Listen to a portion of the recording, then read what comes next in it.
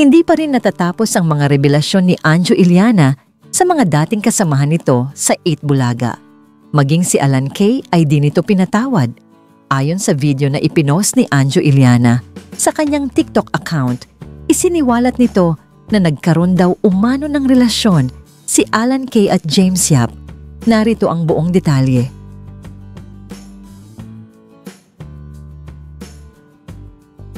Yes, good afternoon at kumusta kayong mga binabagyo? Palakas ang ulan, kaya dyan lang kayo sa bahay, nood-nood.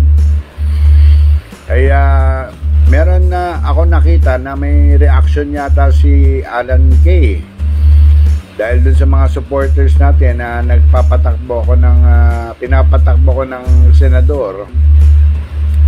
Ang tawag na nga sa akin ngayon ay Kuya Sen. Bakit kaya ako tinawag na Kuya Sen? Anyway, ang sabi ni Alan Kay, according to dun sa nabasa ko wag na daw akong pumasok kasi makakadagdag lang daw ako sa problema. Siyempre, opinion niya yun. O ngayon natapos na siya magbigay ng opinion, pwede na magkwento ngayon. Ganun kasi ako Siraan mo ko, kwentuhan kita. Yan. Unang-una,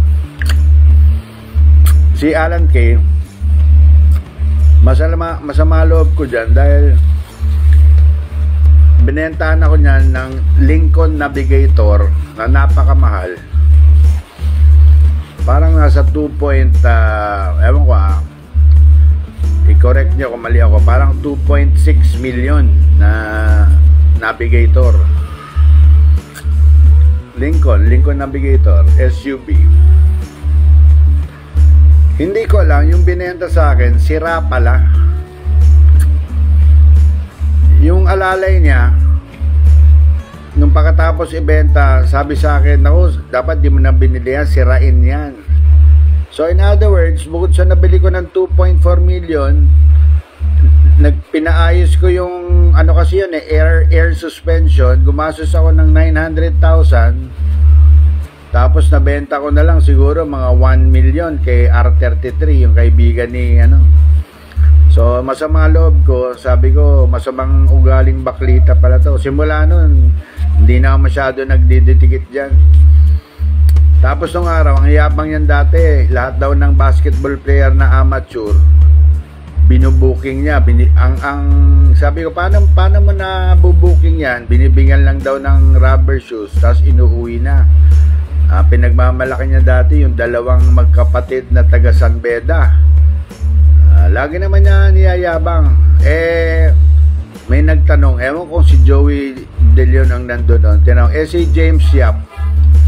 Tumatawa-tawa siya, tapos umamin siya na dinala niya daw si James Yap sa bahay niya dun sa Tandang Sora at binigyan lang ng magandang rubber shoes na booking na niya. Ayan, James Yap, galing kay Alan Kay yan, na booking ka na daw ni Alan Kay.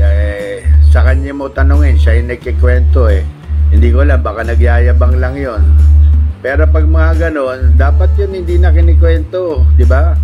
Dapat di na pinagyayabang. Pero yung pong pinagyabang niya, Mr. Counselor James Yap, nung hindi ka pa daw professional, sapatos lang daw ang katapat mo, na booking ka na.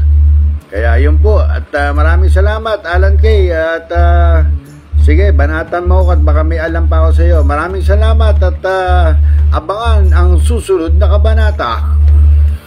Kasunod nito ay nagparinig naman si Alan Kay sa kanyang social media account, patama para kay Anjo Iliana.